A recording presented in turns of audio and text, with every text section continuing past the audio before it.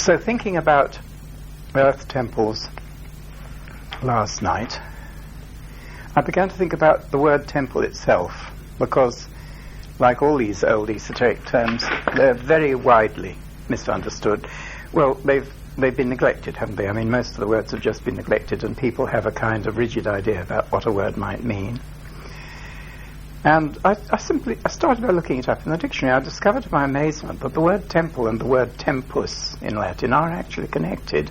Now, what could be the connection between notions of time and notions of the establishment of places which are regarded as special or as holy or whatever? And they just gave a hint, even in the dictionary, of how that might have been, that might have happened.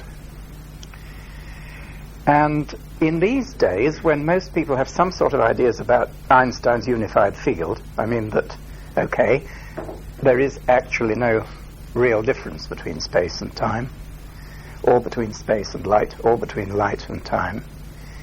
These are all experiences that we have, which it's no skin off the nose of reality itself that we have these three different experiences, because they are actually coming from the same source in a fairly immediate way, and it's only the way we happen to be organized to perceive and to think that makes us experience them as different. I mean, okay, Einstein was a genius, but he was not a genius in the sense of really of going forward into something completely new, because in primeval times that was known to be so. When he talked about a unified field and said that space and time were part of a syndrome and that light really gave birth to that, he was talking about something that was known in the ancient mysteries to be so. And we can think quite clearly there is no linear time at all. Linear time is a complete artifact of our own consciousness, entirely due to our organism.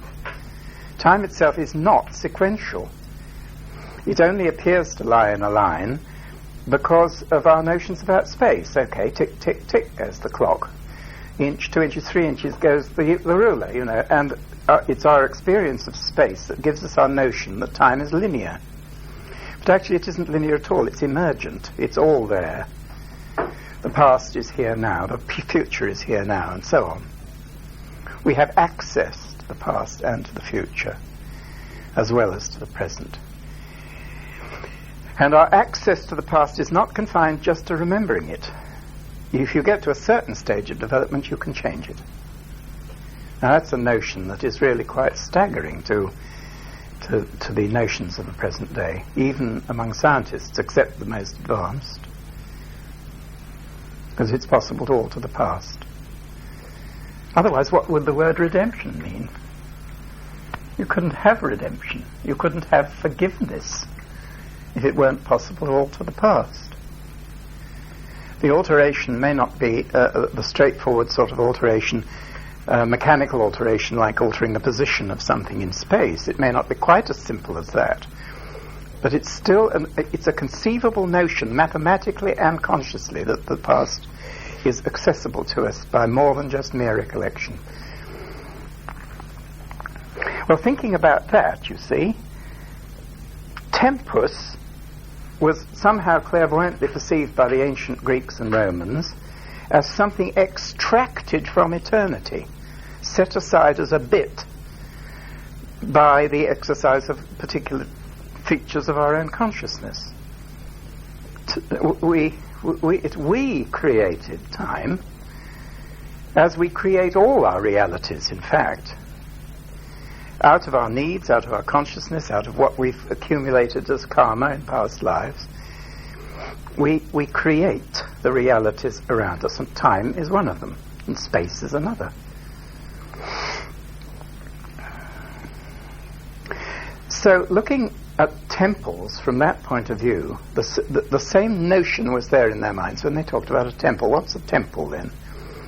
A temple is a selected venue within space, within three-dimensional space, to which we pay particular attention when we are in a mood of, call it eternity, when we are conscious, a little bit raised above ourselves into a realm where the unified field means something to us as an experience.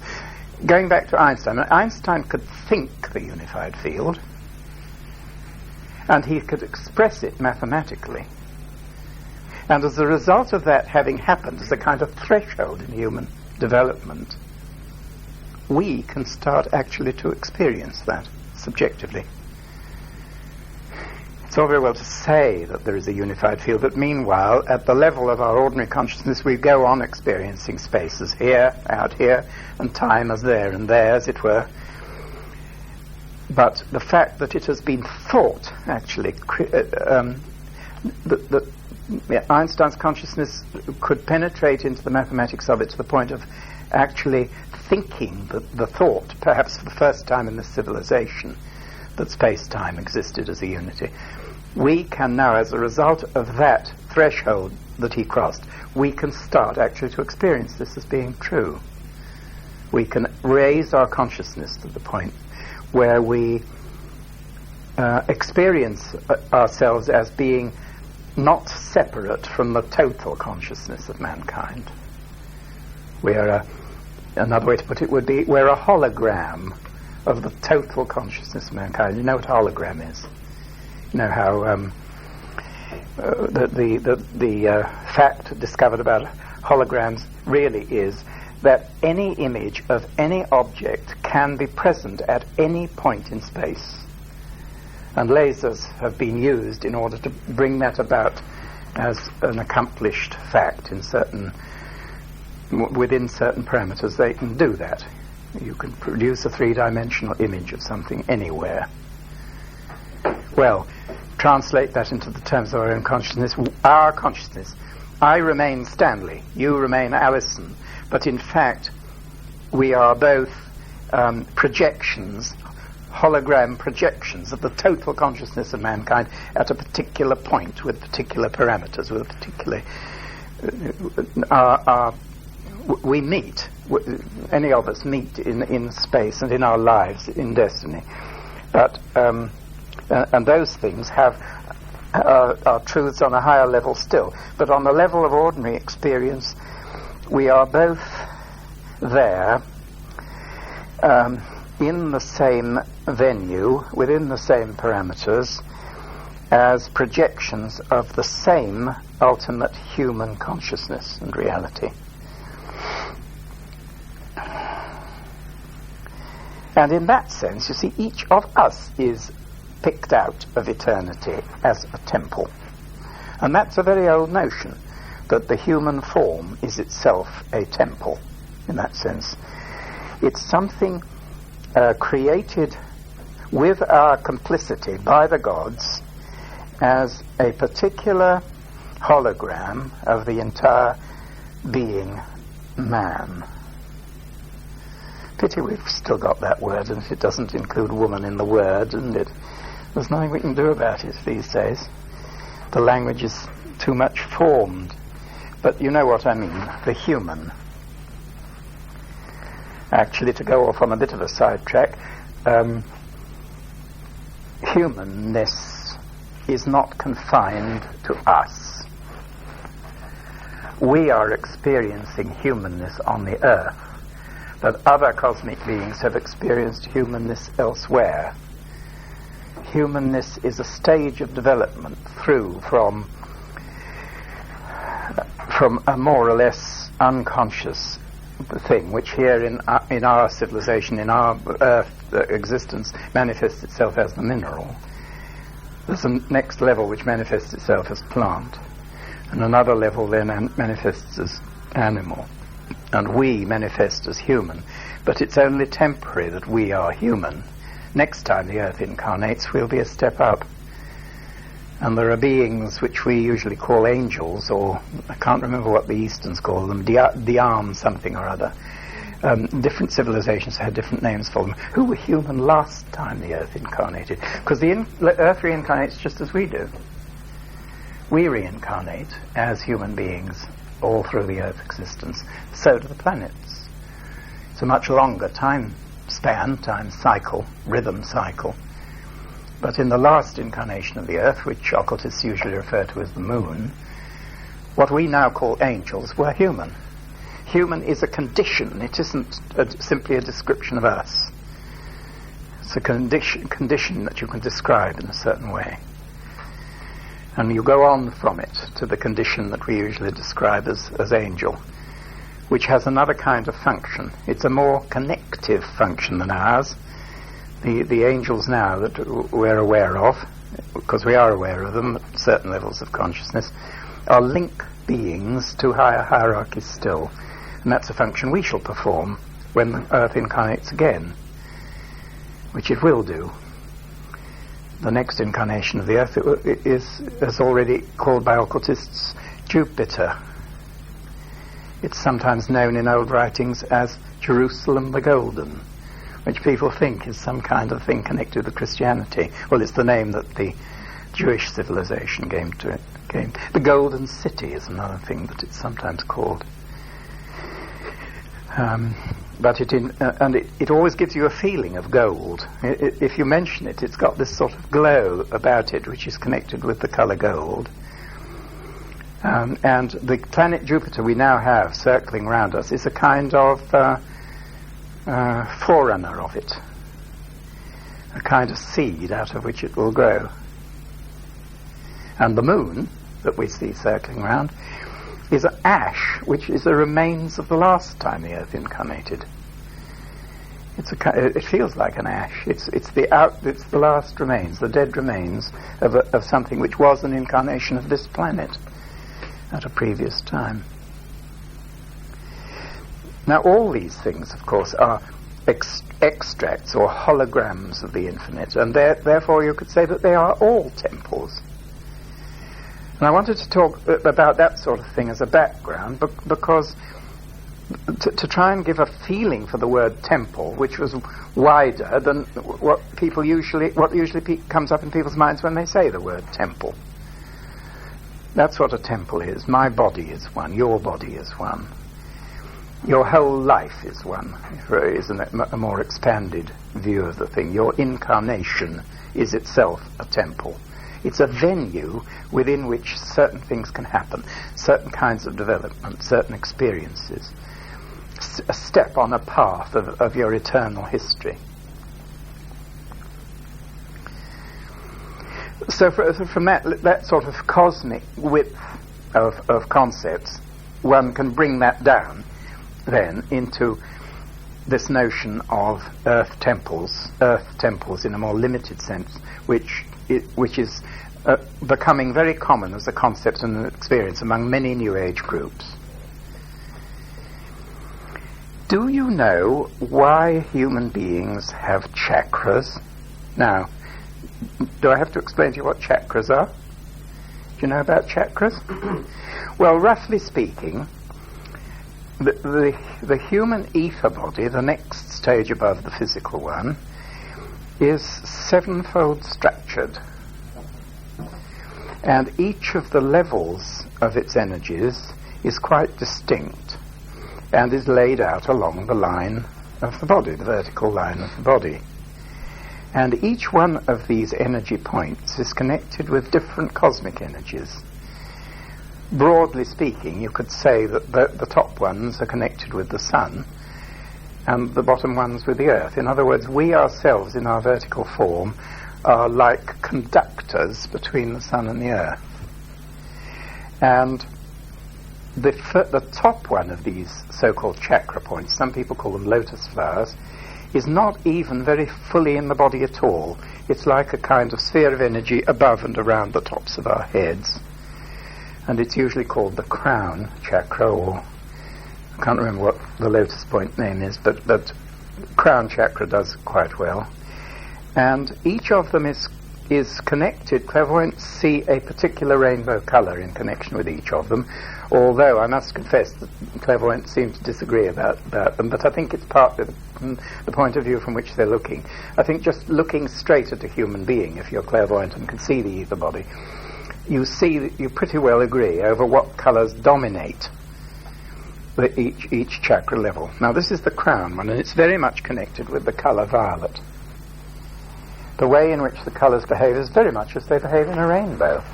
The violet disappears into nothing beyond visibility in the rainbow. Well, it does in the case of the crown chakra too, because the energies are too high to affect even the clairvoyance capacity to see them, unless they're very much more evolved.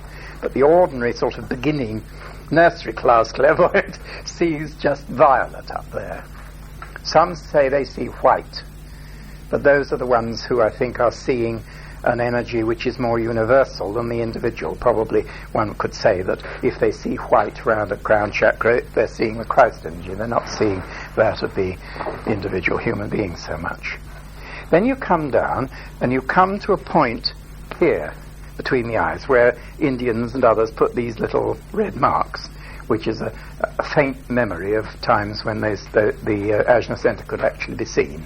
That's usually called, most people seem to use the word ajna, which is the Indian or Hindu, I think, name for it. I can't remember whether it's Hindu or whether it's some more ancient Indian thing that gives that name. I think it's Sanskrit, probably, yes. Anyway, this center here is the first one where you're likely, as you're developing, to be more conscious of it. It's not very likely that for a long time one would really become aware of these energies. They're too high. But this one people become aware of because it's the one through which we do actually begin to perceive intuitively. If you, for instance, as an example, supposing you're a nurse and or a doctor, as a nurse does nicely, and quite intuitively you begin to develop a capacity for knowing perfectly well what's wrong with a patient, even without having consulted the books or anything. You get like that. I know what's wrong with her. It's through there that you're actually perceiving that. It's a kind of direct intuitive perceiving organ, which goes a little higher than analytic thinking. Now the colour associated with that is the colour that you can't really see in the rainbow, indigo. It's not sapphire blue and it's not violet. It's between the two. And for most people, if they experience indigo at all, they experience it a very dark blue, almost like those old bottles of Stevens blue-black ink. You know, if you look through it, it's much darker than a sapphire, and it's not violet. And it looks as if it isn't quite complete, and it isn't complete because most of us can't really yet see indigo. Colour perception evolves historically as well as in individuals. In Greek and Roman times, they couldn't see blue and green. Blue and green perception only developed very recently, which is why the Welsh word for blue and green and transparent is glass, which is the same word for all three because they didn't distinguish between them. That's why Glastonbury is called Glastonbury. It's the Isle of Transparency, if you like. The isle through which it's not the green isle or the blue isle, it's the glass isle. Before we could distinguish between those two. Well, indigo is evolving now in the same way as blue and green evolved in early Greek times. Why do you suppose the Greeks called it the wine dark sea? It's because they couldn't see blue and green. They saw it as a sort of purpley colour. So that's the ajna centre. Then you come down to the throat. A completely different energy. Here you perceive. Here you actually create the results of perception, or create perceptions which you can then perceive here. And the colours of throat chakras, the throat chakra, are very different in different people. An enormous amount depends on how vocal you are, and that means how clairaudient you are too. How much you depend in your perceptions on sound rather than vision. If you're more connected with your astral body than your ether body, for instance, you're more inclined to interpret things or to express things more in musical or poetical terms than you are, say, in painting or plastic arts. And if you do a lot of speaking, as I do, it expands quite considerably. And I've more than once had the experience, and I'm sure George Trevelyan would have the same, where clairvoyants have come up to me and said, "Did you realise you'd got an enormous sort of balloon around your throat, which was turquoise?" And I said, "No, I didn't, because I'm not clairvoyant in that kind of way, and I can't see these things except at special moments." They say, "You have?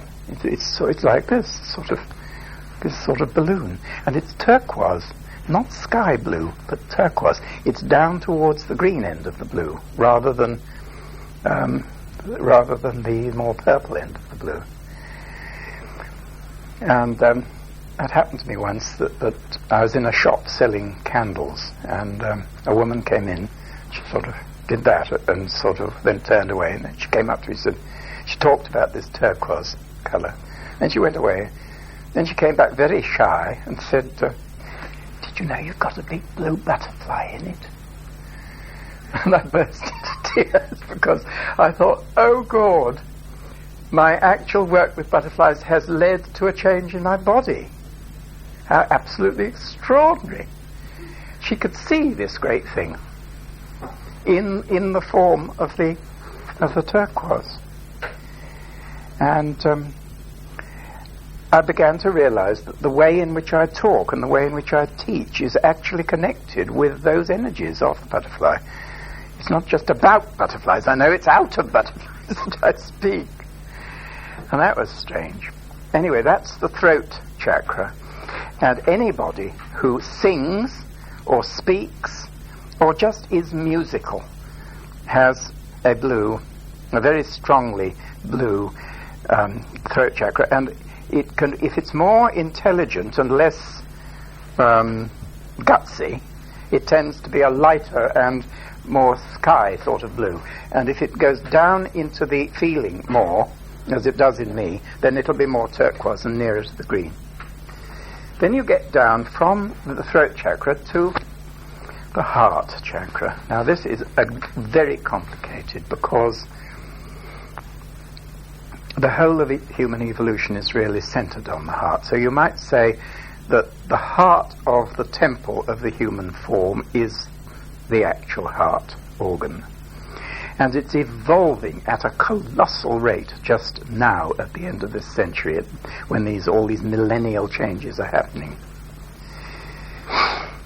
It's quite different from what it was even a century ago. New things are happening in the heart. The natural colour for the heart is green. But we've mucked about with our heart energies so destructively over the last, say, 3,000 to 4,000 years that there's practically nobody who's got any green left in their hearts.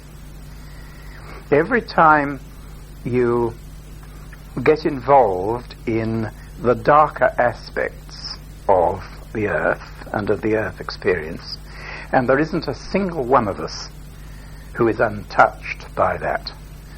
We've all, don't be scared, done dreadful things in some of our past lives. There's no exception to that. Because doing dreadful things is part of the perspective experience that we need in order to be able to rise to the heights that we're all basically rising to. Evil is evil, but it's not as evil as it looks. It's all part of the process. It's all a learning process by which, through pain, we arrive at compassion. Evil, compassion, love, you might say. Evil, pain, compassion, love is the path.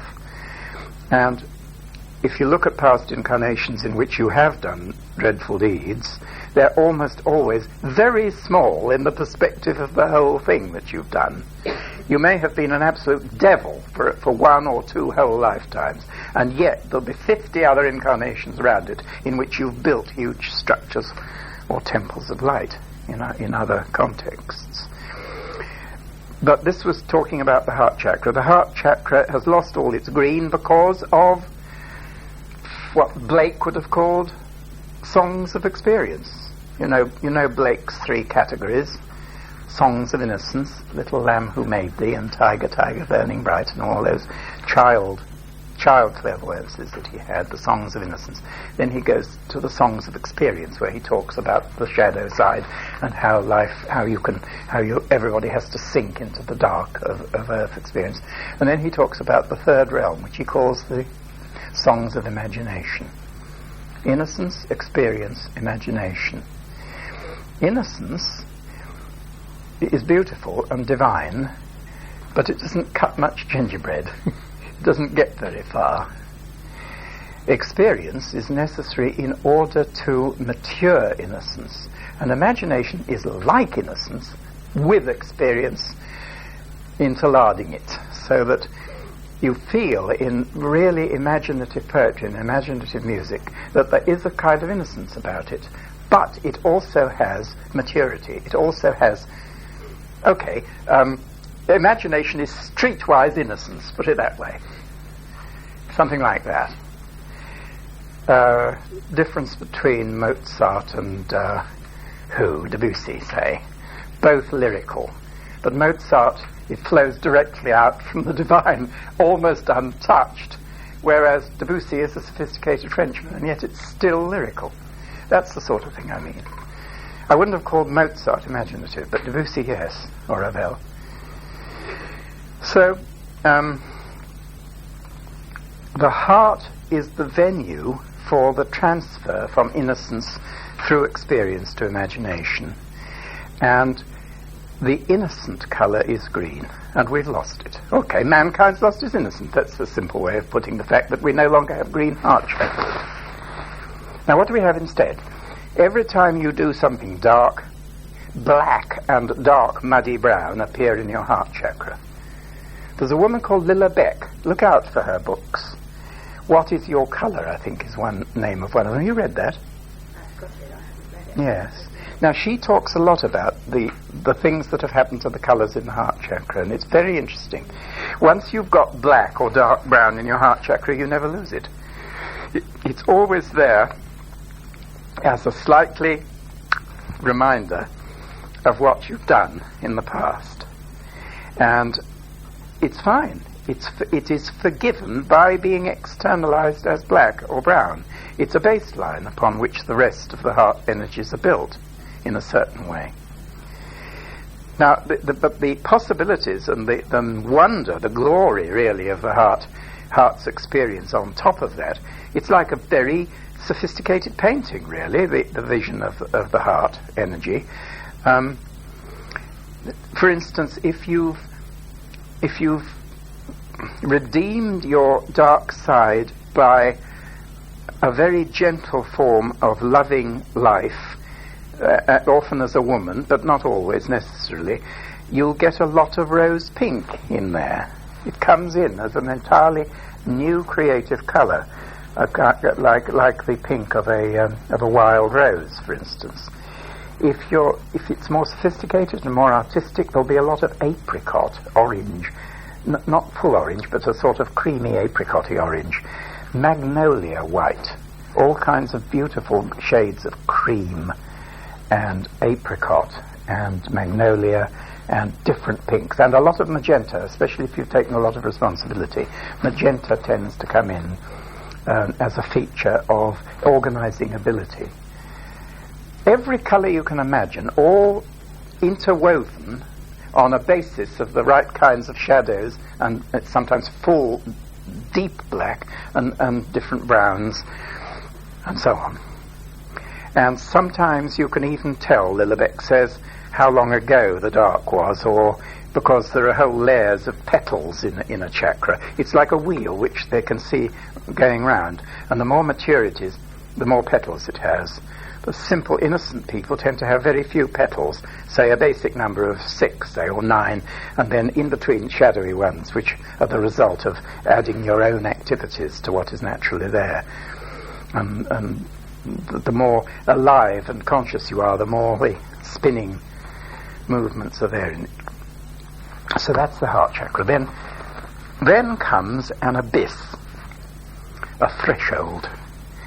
Now, we experience that threshold in our breathing, and it's physically manifested as the diaphragm. which for one thing is in constant movement, and so it's constantly conveying energy from the higher chakras down to the lower ones and back. So there's a dialogue taking place. But it's two different worlds. The world above the diaphragm and the world below the diaphragm is two different worlds. Now, we know this in a perfectly simple way, don't we? I mean, we're conscious down as far as our solar plexus, not even very conscious there, but we can be very conscious in the solar plexus here, which is just below the diaphragm, and conscious in the heart above it. But there's a tremendous difference of emphasis between what we experience through crown, ajna, throat, and heart, as between solar plexus, sacral, and kundalini, or base chakra, the three lower ones. To some extent, the solar plexus intervenes between the two regions, but it usually belongs more to the lower than to the upper half. And between is this abyss, or threshold. It'll be important to remember this when I start to talk about how this manifests in the earth. I'm only talking about it in the human being at the moment. There's a strict analogy, as I'll explain.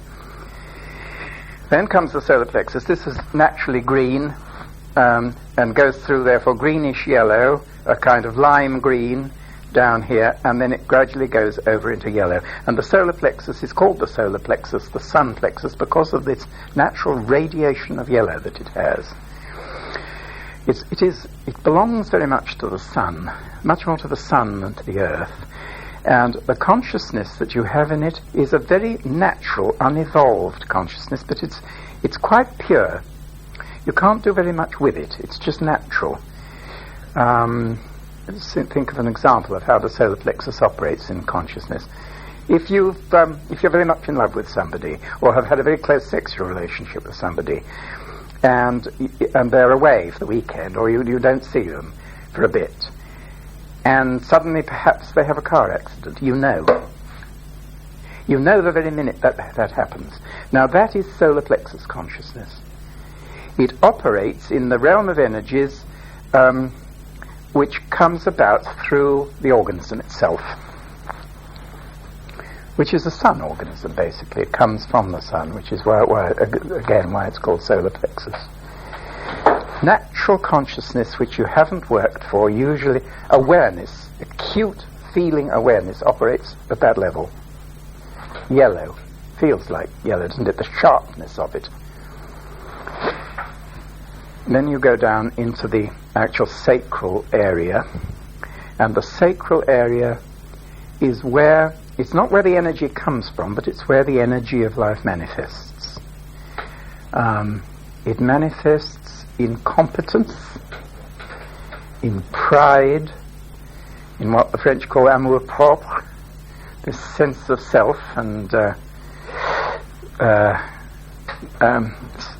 the sense that you're wise in an earthly sense. That word streetwise again is very much connected with this sacral area, and the colour of it is orange.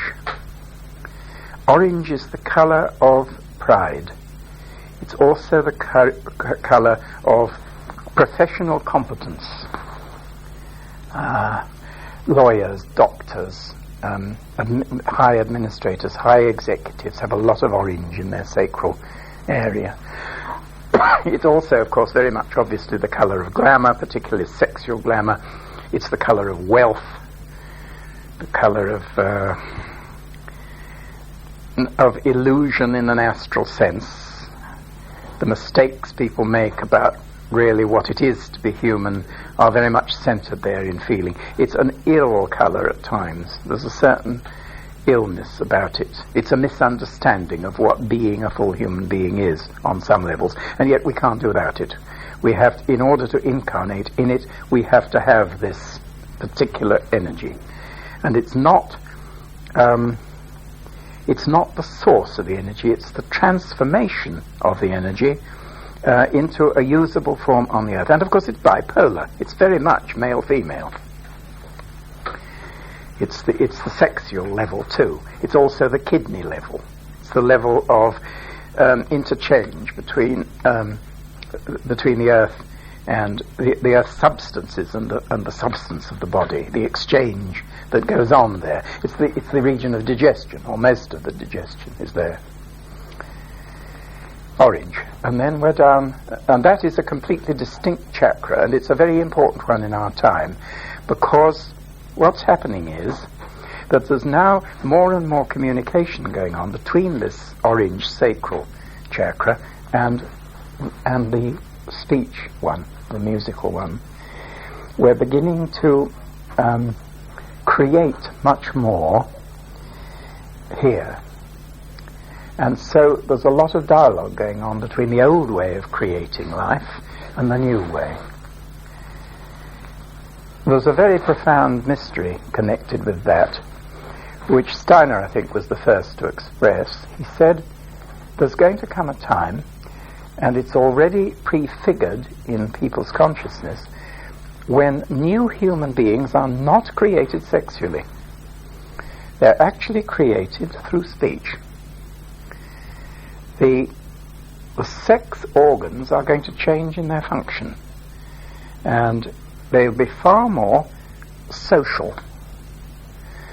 The sexuality will be a way of relating universally humanly, and it won't be so closely linked with procreation. In a couple of 3,000 years' time, we'll find we are thinking our kids out of here. Speaking and thinking them out, creating consciously the forms in which children come, which means, of course, that we'll have far more conscious contact with our children before birth, before they're born.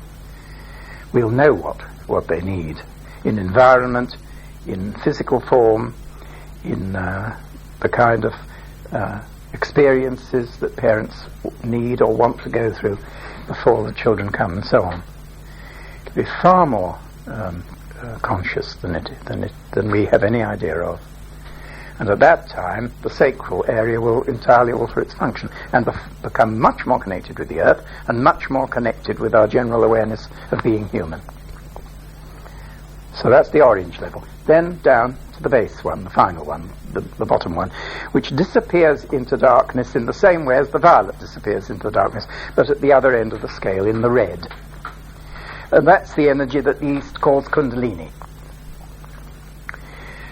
It's the gut energy of being incarnated in a body. It's what links us with the earth energy. It's what surges up from below in our consciousness of earth energies. And if it's allowed free rein without our becoming conscious of what's happening, it's highly dangerous stuff, of course. Occultists always are saying this, raising Kundalini prematurely is the most destructive thing you can possibly do. It just blows you apart. If you learn techniques of tapping that energy before you're mature enough to deal with it, it blows you up, it blows you apart. It involves you in all kinds of things that are no longer connected with your individual life pattern, your lifeline, your destiny, in fact. It takes you out of your destiny and makes you just a kind of mindless product of the total energy of the earth and mankind.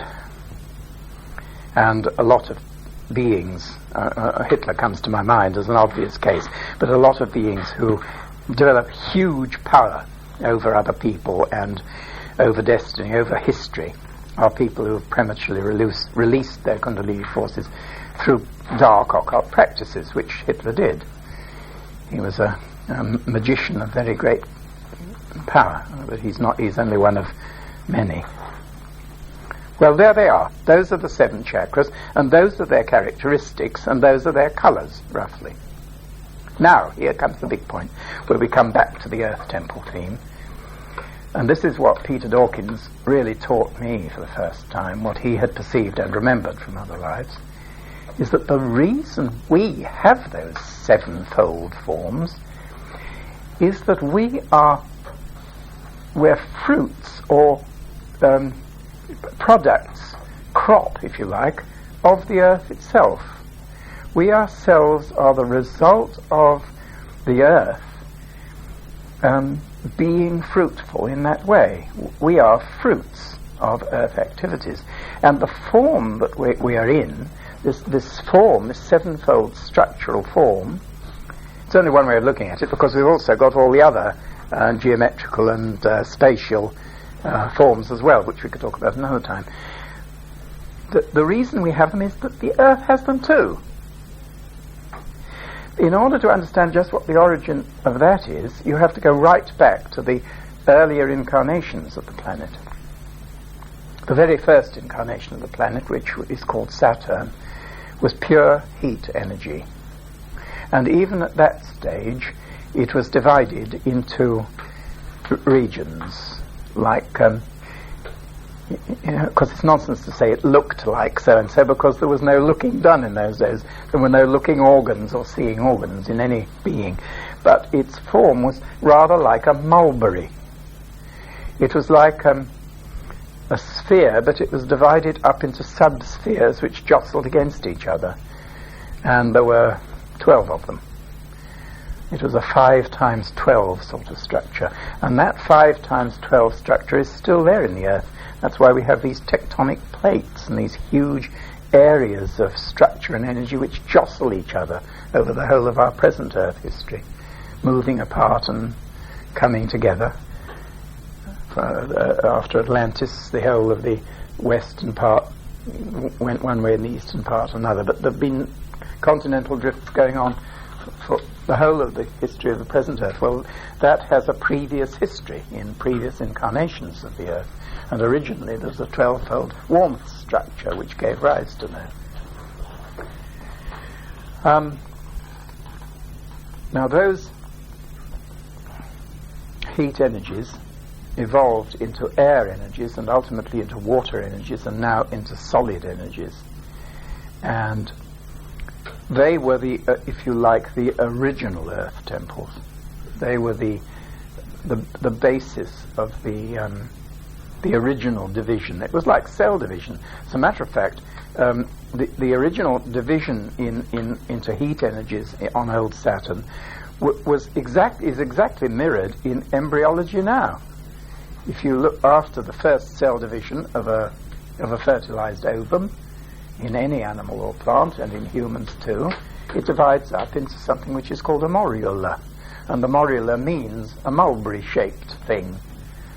There are originally only 12, sometimes I think there's a phase in which there are 7, and then there are 12 such cells which form the first little nest of subdivisions before the 3 layers of ectoderm, mesoderm, endoderm form in the embryo. So that's a repetition of that old form. And each of those original cells has no doubt got chakras. It must do. It must have that 7-fold form in it. And in the Earth now, the temple structures, the areas of recognizable spiritual energy in the Earth and across the Earth's surface are all chakral in nature. You can wander through the landscape and you can learn to find and learn to identify places where the energies are predominantly crown energies, where they're predominantly perceptive energies, where they're predominantly expressive energies, where they're predominantly affectional energies, where they're predominantly sensitive energies, where they're predominantly creative energies, and where they're predominantly pure energy in a Kundalini sense. And that's a more particular kind of definition of Earth temples, and those you can learn to find. There are many ways of finding them. At that point, perhaps you almost begin to ask, well, what's the point? What would be the value of that? Well, one of the principal values of it is the acquiring of some sort of form to our natural sense of bump of locality on the Earth, of finding where we ourselves in our destiny path are supposed to be. Where are we supposed to live, for instance? What kind of place in the world are we supposed to settle down and work in? What is the most fruitful way of travelling in the Earth in order to acquire the experiences we need? And in that sense, these days, we have no natural bump of locality at all. The intellect simply won't provide us with information of that sort. Okay, we can get an aeroplane. If we've got enough money, we can go all over the Earth.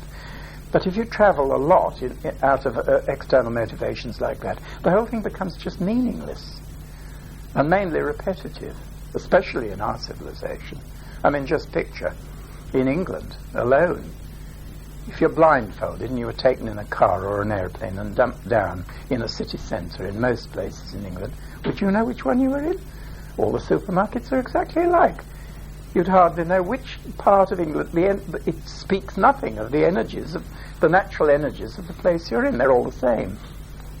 We've ironed it out. We've flattened it out with the kind of consciousness we have.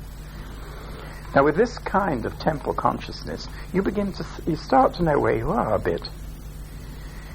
The energies on the Cheviots and down the Pennine chain are completely different from those in this lush part of southern England, for instance. Now, let's look at Western Europe from that point of view.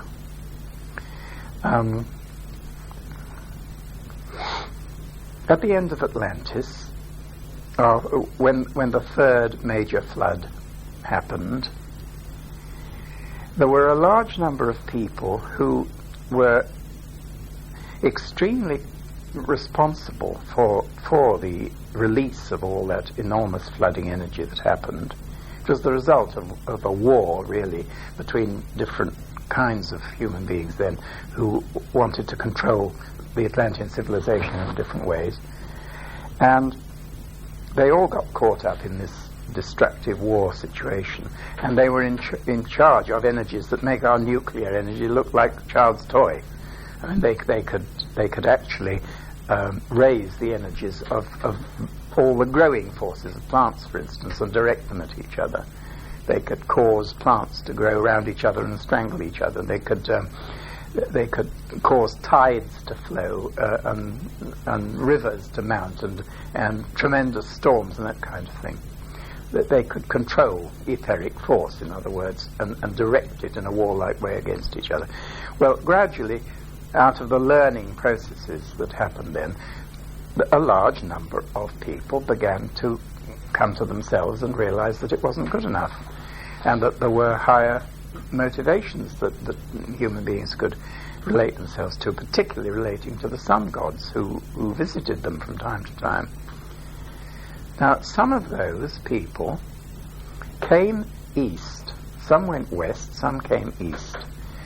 And certainly the ones this side, the eastern side of the Atlantean continent, had schools of energy which tried to limit the destructive force of the floods and push back the flood tides from what is now Europe and Africa. And in pushing them back, they ensured that part of the Atlantean energy, which was a completely different energy from that which was to follow it, our European and the American energy, that these were entirely different energies, what followed Atlantis from what had gone before. It ensured that a certain fringe of what is now Western Europe and Western Africa remained active without being flooded and retained its old Atlantean force, not in full strength, but enough to ensure that certain powers that people had in Atlantean times were not entirely lost. If they hadn't done that, the present Indo-European civilization would have to have started from a completely different point. It would have had almost, you could say, to start again, as if mankind was here for the first time. But it was because of those activities that a link remains between Atlantis and our present civilization. Only for that reason did Plato, for instance, who was the first who actually wrote about Atlantis, was he enabled clairvoyantly to see enough to describe it in terms that people could understand. That was one result. But a much more important result was that what we call the Celtic fringe, or the Western spiritual stream, had a ground of energy on which to build, which was related to the clairvoyance and consciousness of what had gone before it. And if you see where this happened, you see that it's Iceland, it's Scandinavia, the western part of Scandinavia, it's the western half of Scotland, not the eastern half, Wales particularly, Ireland very, very conspicuously being further out into the ocean, as it were. Then you come down to Cornwall, which has again these characteristics. Has this stopped? Then you come to Brittany. Then you come to Galicia, which is the sort of northwestern peninsula of Spain. Now each of these, and then you come down around the corner to the Rock of Gibraltar and along the Italy coast, where it thins out and isn't so powerful, and bits of North Africa, bits of that western part of North Africa. It all has a certain geological similarity. Granite is very common as a rock. Silica is very common as an element. Now all these elements in granite and silica have a very special capacity for exchange between light and dark. The glittering of siliceous and mica in granite rock allows a certain exchange between the physical matter and light to take place more actively there. There's a different quality of sound, of listening. Breathing is quite different. You have far more interchange when you breathe between the outer nature realm and your own consciousness. In other words, we're talking about Celtic civilization, aren't we? We're talking about what can happen in a spiritual way in the consciousness of people connected through heredity and through environment with what used to be called the Celtic fringe. It still is. You can still call it that. That's why you get all these legendary consciousnesses built up in Scandinavia, for instance, the Eddas and the Norse myths. It's why you get the Welsh and Irish legends. Brittany has a similar relationship to that. Cornwall, full of pixies and ghosts. Galicia in western Spain, where the whole legend of Santiago de Compostela took place, where the pilgrimages in the Middle Ages took place into a new and lighter realm of consciousness. The whole thing formed a link between an older civilization and the present civilization in such a way that we could develop a characteristic Western path of knowledge. Now, down through all those areas, if you trace it, you can find chakra points. It's as if there's a Western European chakra-based temple. The crown characteristics of it are all up in the north.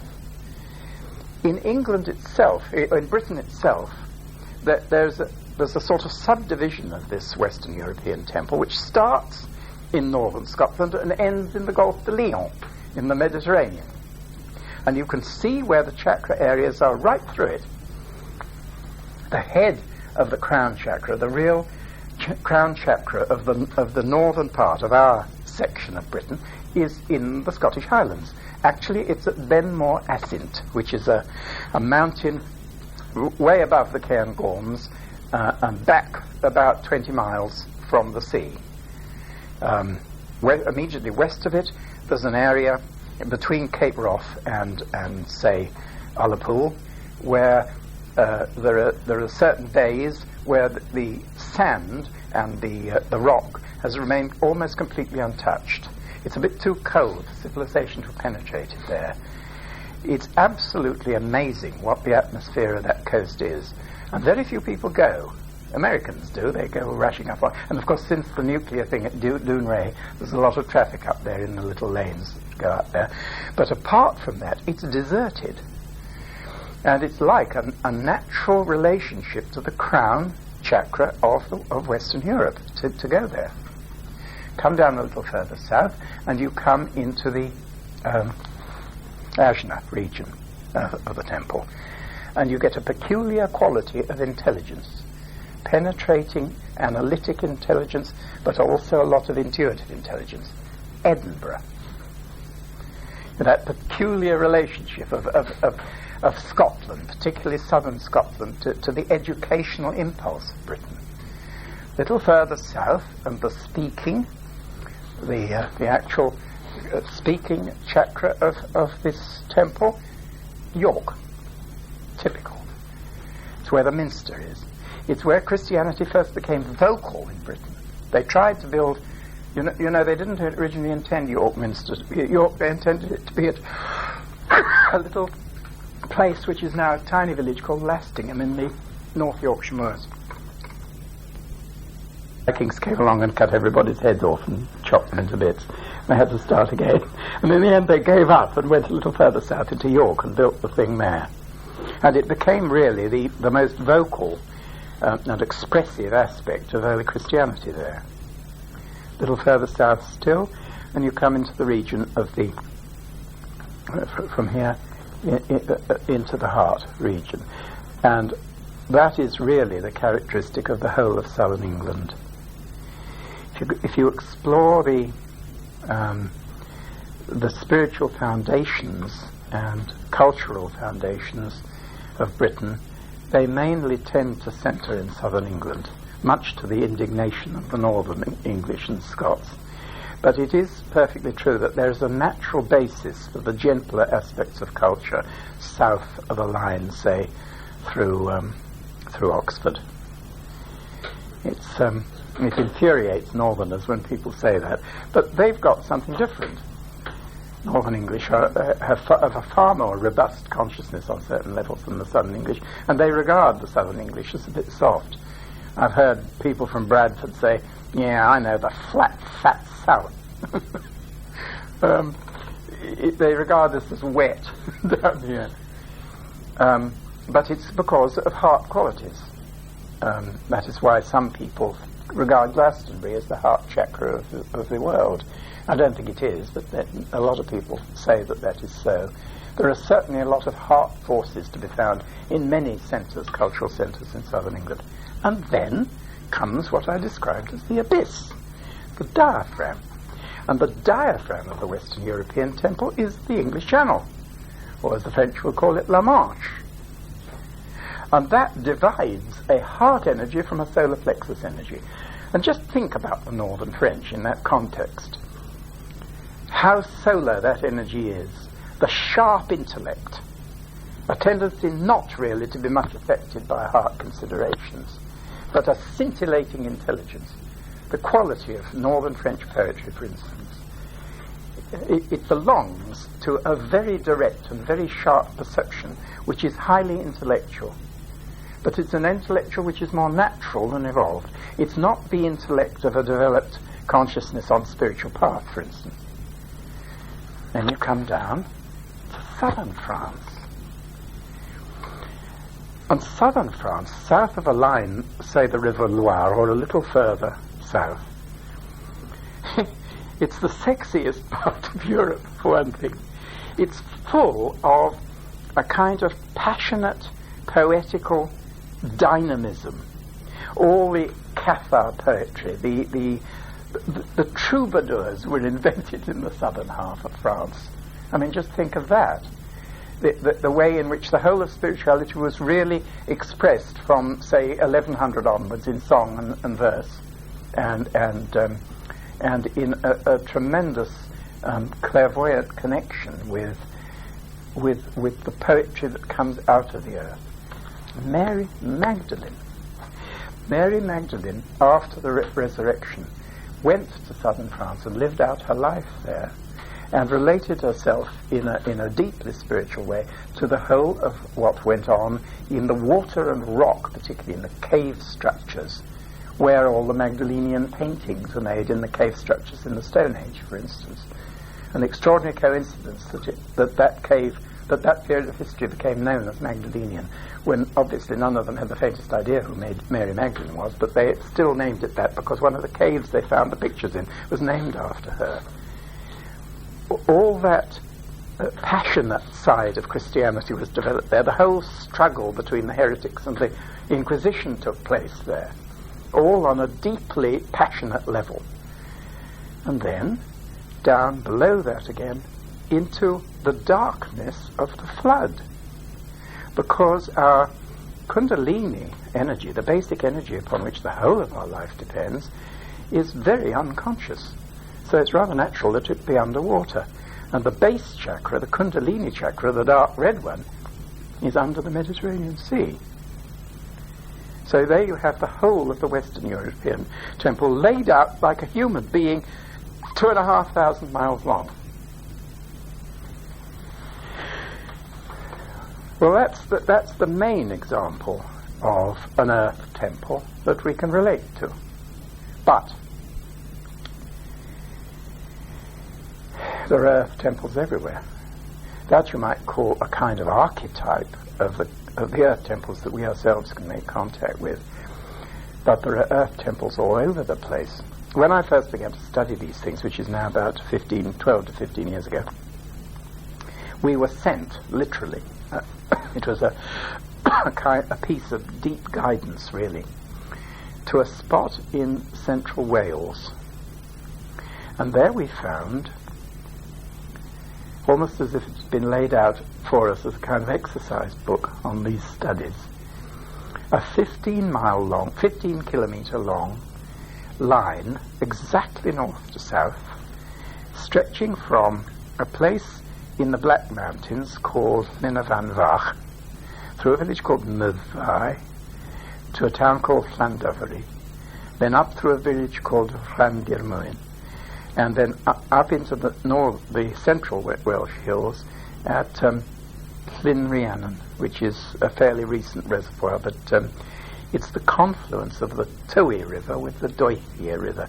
The Doethia is quite a small stream, but the Tywi, which English people usually call the Towie, and therefore get it muddled with the one further west, which they call the Tor, but which is really called Towie, the one that goes through Swansea, in other words, Pontardawy, but this one goes through Llandovery and is called the Tywi. And that river really marks the track of a beautifully laid out temple where you can very, very distinctly identify each one of those chakra points.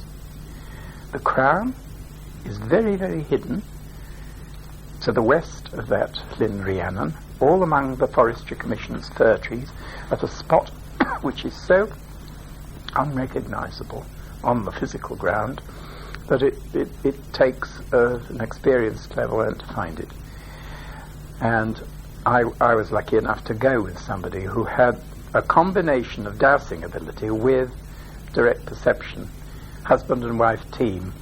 She could see it, and he could douse it. So between the two of them, from the outside and the inside, they came together and they pinpointed it right to a particular spot where a little stream went over a little waterfall. And as we stood there, I've only been there once, twice, stood on the spot, she became aware of an enormous guard. She said he was about 40 feet high. He was quite benevolent, but he was a sort of bronze colour, she said. He was a giant, really. He was completely bald, and he just stood there with his arms folded like this, one foot one side and one the other, and just stood there. And he was really saying to us as a group of human beings, because obviously lots of people pass over there and don't know anything about what it is, and they're quite harmless because they're not aware of what they're doing.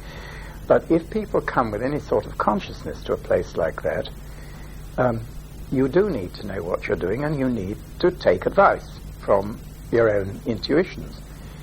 And I was completely unaware of all this because I wasn't at all clairvoyant at that time. And he said to her, "What have you brought these people here for?" So she said, "Well, we were interested in the whole temple thing, and we just found our way here." He said, "Well, that's fine, since you know what you're doing, but please don't bring anybody else here, because it's not ready yet. It's much too dangerous for people to think consciously about the energies at a spot like this. Give it another 100, 150 years and it'll be fine. But at the moment, these energies here are very secret, and they're dangerous to human beings. I'm standing here with my arms folded," he said, "but if I were to do this, there could be energies released which would blow you off the planet. So be careful what you do." So we sort of felt like naughty children. We weren't frightened because we knew that we were protected, but you don't play around with energies like this. And the energies that are there are perfectly safe and are needed for the evolution of mankind at this point, but not the very high ones and not the very low ones. The Kundalini energies are equally dangerous if they're played about with without knowing what you're doing. But the crown ones particularly so, because they bring higher levels of existence into contact with our earth energies in a way that is very much connected with human evolution. And we are all evolving, and some of us are ready for some experiences and some for others. So one has to be cautious.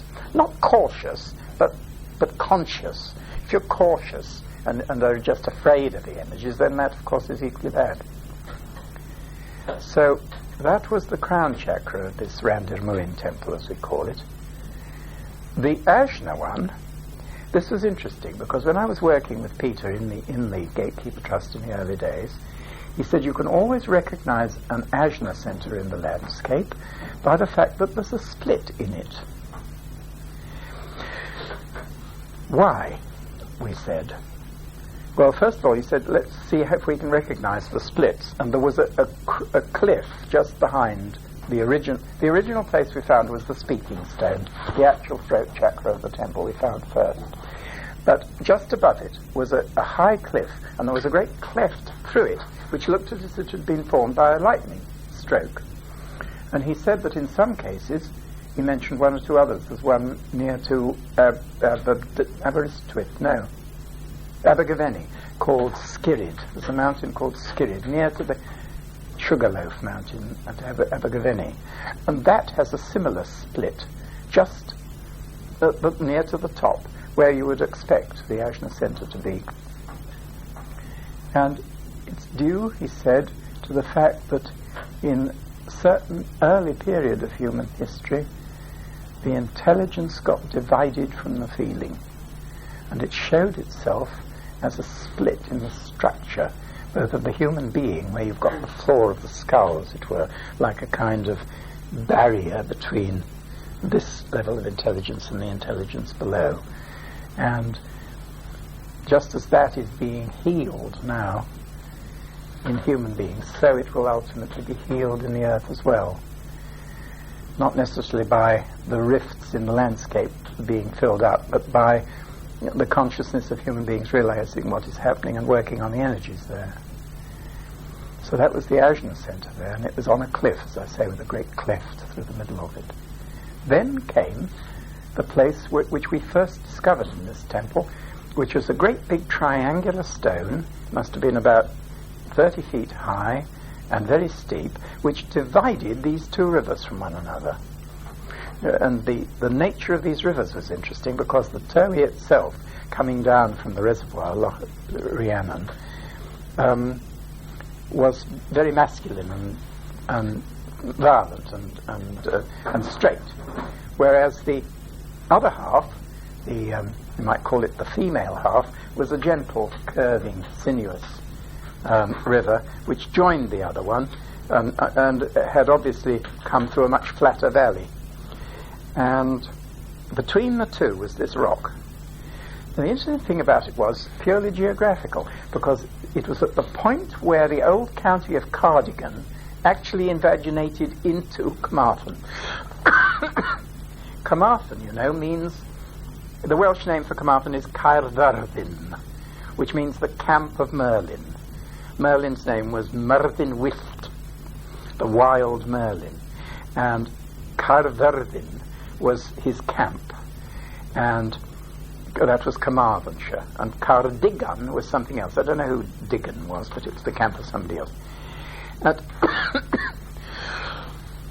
Peter began to perceive that this rock that we were standing on was Merlin's original speaking stone. It was where he taught from. And below it there was a pool. And in that pool, which was very deep and was really formed by the confluence of the two rivers, there were buried crystal energies. And we all began to be aware that we'd been led there to a great extent by Arthur himself, led by Arthur, that's to say in our will powers, into the realm of Merlin, that's to say in our thought powers. So we'd been led on a journey by Arthur to experience something that really came from Merlin. Now that was the speaking stone. So that was the throat chakra of that particular temple. Then you came down and you went over the river flowed absolutely dead south on the north-south line of the temple, and then went up and over a hill which we could see, and we could see two little tumuli, and Peter said that in primitive times on those there'd been fires. It was like a kind, you had to go through this from the throat chakra down towards the heart chakra. It was like another sort of abyss in a way. I've never quite discovered what the mystery of that was, because normally you wouldn't have a barrier between the throat and the heart, but there certainly was there. And the road went right round the hill and came out the other side and came down to the village of Randilmuin, and there was a gem of a little mountain called something Vach. They're all Var and Vach, aren't they, in Welsh? The big and the little, and this was something Minidvach. It must have been something like that, and that was the heart. You could feel the gentle energies of it. Round the bottom of it there was a lane, and nestling against the hill were two oak trees which had been carbon dated as being 3,000 years old. That's to say, one tree had grown on the top of another and on the top of another, and the base part of it was all completely converted into stone. It was no longer even wood.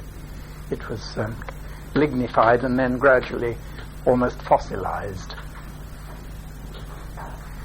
That was the heart chakra. And by pure intuition, somebody had established a home for mental children, people like Down syndrome kids and brain damaged kids, just across the stream from it.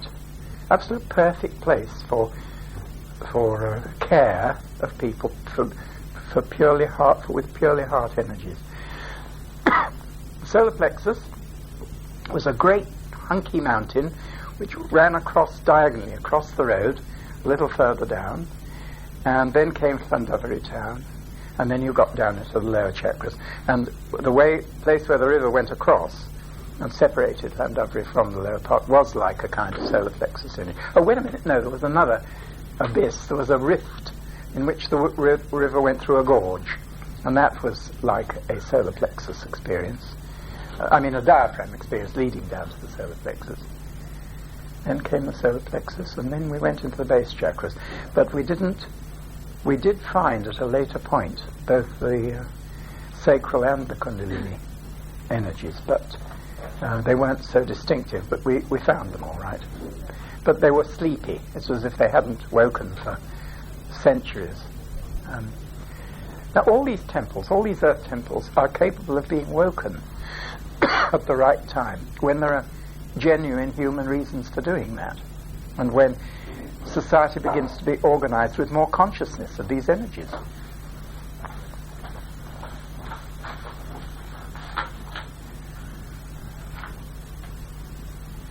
Coming from that nearer home, if you come across organizations like the fountain groups, for instance, and like these groups that are investigating corn circles and are doing a lot of dowsing and are picking up forms in the landscape, those people, some consciously and sometimes not really very consciously, are all the time, if they did but know it, discovering temples.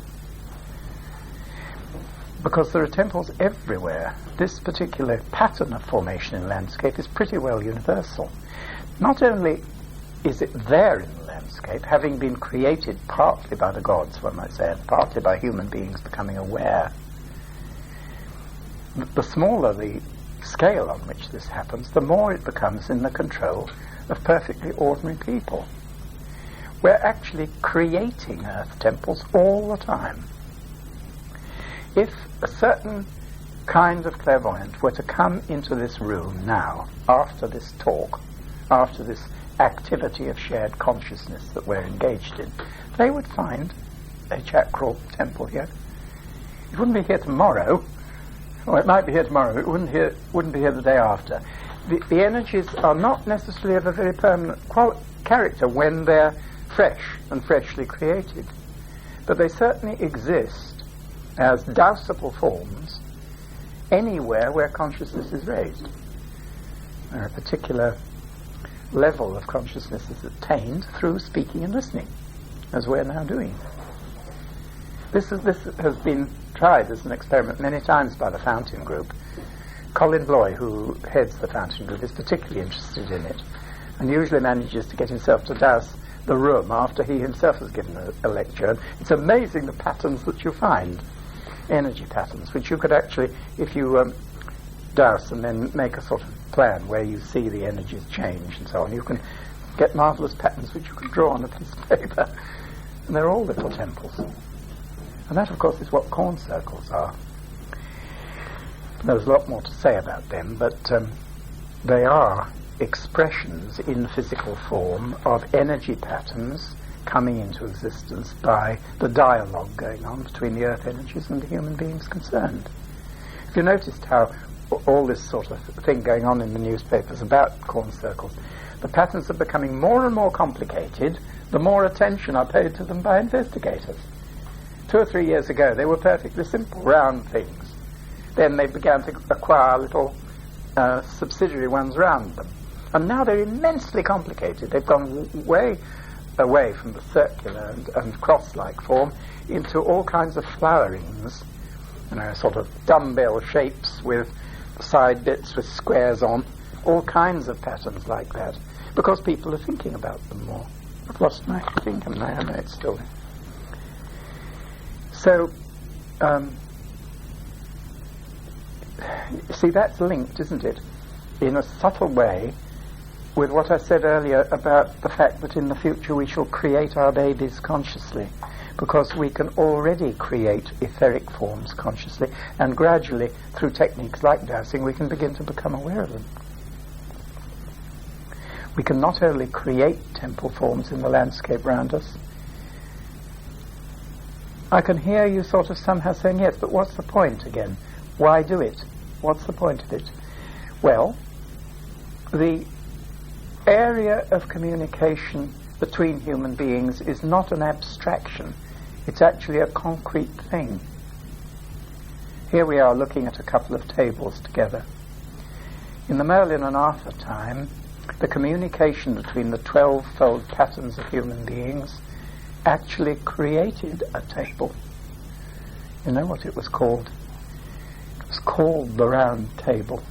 And it was an area of communication, a venue of communication between patterns of human beings who met, each with different energies, and who communicated and who developed the basis for the next stage of consciousness of human beings.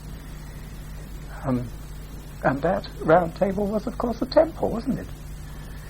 It was a place of meeting of consciousnesses. It was a bit, to go back to the beginning when I first started, it was a bit extracted from the time-space unified field and established in the earth as an area of communication and consciousness between human beings.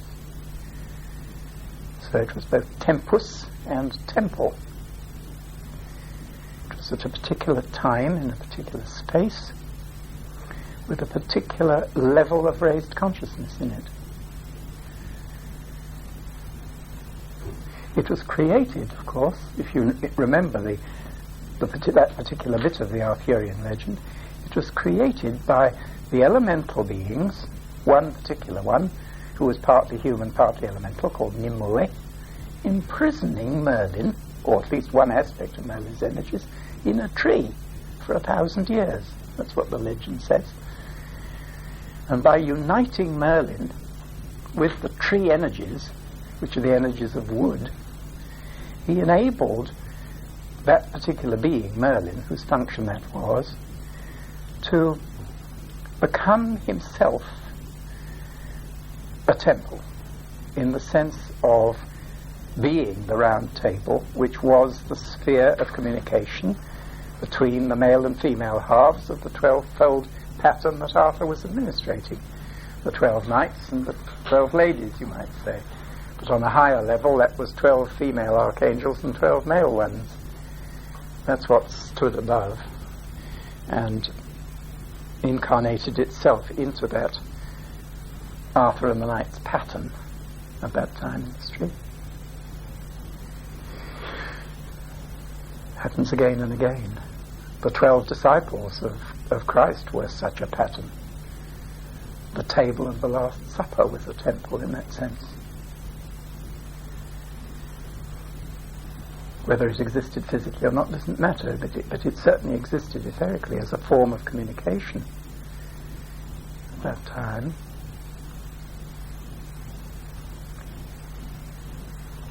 Well,